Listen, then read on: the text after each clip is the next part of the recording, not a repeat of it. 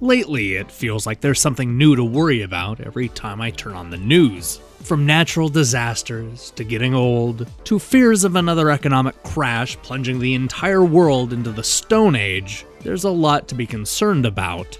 But of all the things that keep me up at night, I've never been too concerned about flying demon monsters swooping down and sucking the color out of the world. Now that I've played Color Guardians by Fairplay Labs, I'm still not convinced this is a catastrophe worth getting worked up about. Maybe I shouldn't minimize what appears to be a traumatic event for Rod, Leah, Grok, and the rest of the colorful cast of Color Guardians. When that winged beast attacks their peaceful city, they grow stronger and set out on an adventure to bring color back to the world. They do this the only way they know how, which involves running full speed towards the evil dark fort without even a minute put into strategizing a plan that will actually work. As much as I want to scoff at the devil-may-care approach to defeating the evil monsters, it certainly works for the Color Guardians. These are simple creatures with colorful bodies and feet with no legs.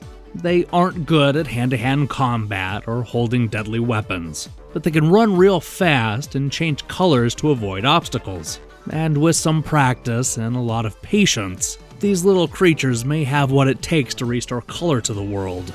The core mechanics combine basic platforming elements and the tropes made famous in the rhythm genre.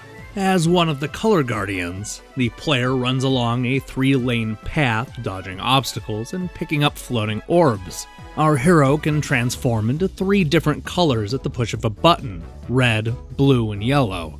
The thing is, you can only interact with objects that are of the same color, so it's up to you to constantly switch between the colors to complete the level. While the game looks like it's aimed at the younger crowd, Color Guardians proves to be incredibly difficult. I've put thousands of hours into Rock Band and Guitar Hero, yet I found myself struggling with the multitasking the game demands.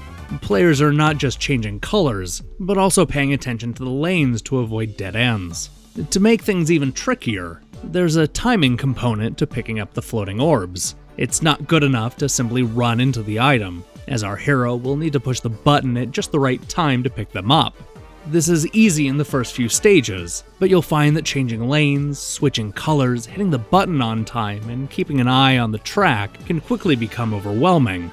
Things get a lot more complicated when the developers introduce new obstacles. There are floor panels that will send our hero flying in the air, spooky enemies to avoid, and even mine carts to ride. The level designs will also evolve beyond straightforward and turn into devilishly difficult mazes. While occasionally infuriating, the multiple checkpoints found in each stage will make the game more manageable.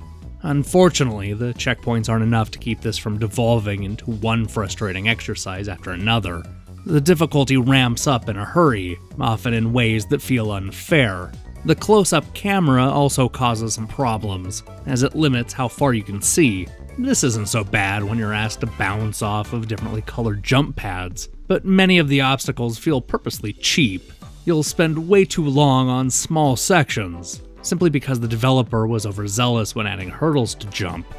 Color Guardians boast more than 70 different stages, but a lot of them start to bleed together after a while. You'll see the same traps repeated countless times, as well as a boss that keeps coming back.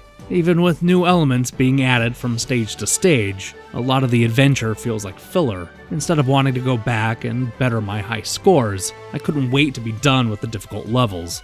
This is a game that clicked with me at the very beginning.